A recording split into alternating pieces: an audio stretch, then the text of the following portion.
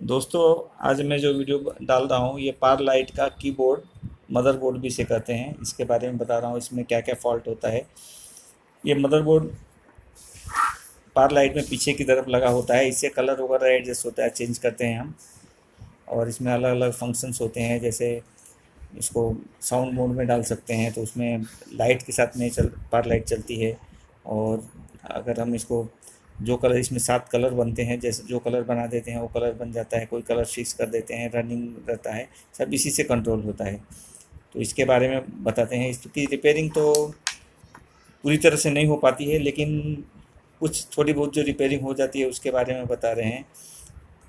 इसमें जैसे micro switch वगैरह ख़राब हो गए, काम नहीं कर रहे हैं तो ये चेंज हो जाते हैं। दूसरे कॉइल्स हैं, ये ओपन हो जाने से इसमें जो प्राइमरी कलर रहता है रेड ग्रीन ब्लू, तो उसमें कोई ख़राब हो, ये लूज होने से एक कलर अब्सेंट हो गया है तो इसको सोल्डर करके इसको ठीक कर सकते हैं।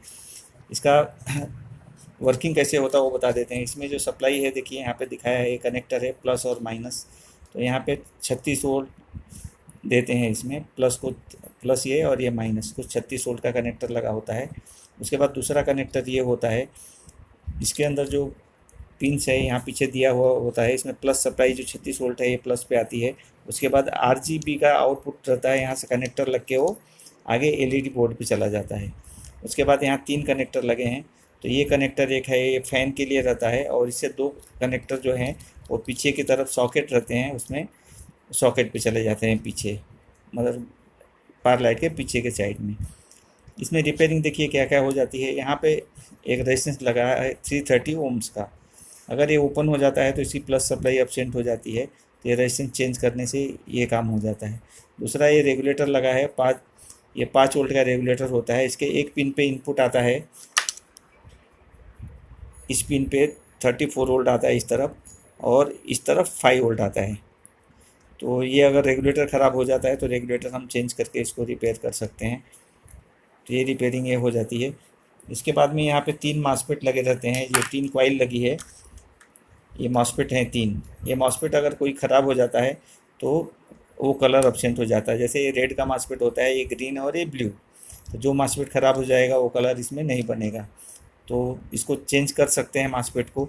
मॉसफेट के पीछे एक ड्राइवर आईसी होती है, एक यहाँ 3 ड्राइवर आईसी होती है, तीनों कलर के लिए एक ही नंबर की होती है।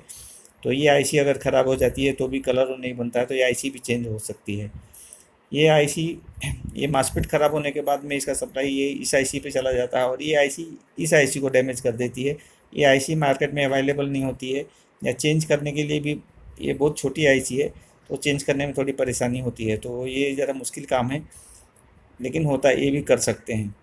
और बाकी ये मेमोरी आईसी है इसकी, ये फंक्शन आईसी है। तो ये फंक्शन आईसी ख़राब है तो फंक्शन आईसी भी चेंज कर सकते हैं। लेकिन इसका फॉल्ट फाइंडिंग ऐसा है कि यहाँ पे अगर ये ये मॉसफेट ये जो लगा है यहाँ पे मॉसफेट, इसके ड्राइवर सप्लाई जो अगर है यहाँ पे आती है और मॉसफेट ख़राब है तो डालने से हो जाता है। लेकिन अगर ड्राइवर सप्लाई ही नहीं आती है तो ये आईसी ख़राब होती है, और ये अवेलेबल नहीं है मार्केट में, इसलिए पुराने बोर्ड का निकाल के डालना पड़ता है। तो कोशिश कर सकते हैं, लेकिन ये होने का चांसेस 50-50 रहता है। तो इसमें बहुत कम रिपेयरिंग होता है, इतनी रिपेयरिंग नहीं होती है। ये माइक्रो स्विच हमने बताया, ये डिस्प्ले भी चेंज कर सकते हैं, डिस्प्ले का भी पिन यहीं पे रहता है, ये पिन है, इसको निकाल के चेंज कर सकते हैं। ये कॉइल ख़राब हुई तो कॉइल चेंज कर सकते हैं, या ड्राई होता है तो सोल्डर कर सकते हैं। इसमें स्पार्किंग होती है कभी कभी सॉकेट में, तो यहाँ सोल्डर कर देंगे तो ये हो जाता है काम।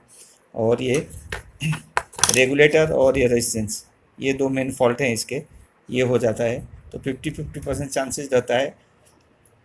तो 50% रिपेयर होता है, या 50% जो नहीं होता है उसका सामान यूज़ करते हैं हम दूसरे मदरबोर्ड में। आज के लिए इतना ही इस वीडियो में। अगले वीडियो में पावर लाइट के अलग दूसरे हिस्से के बारे में बात करेंगे। धन्यवाद।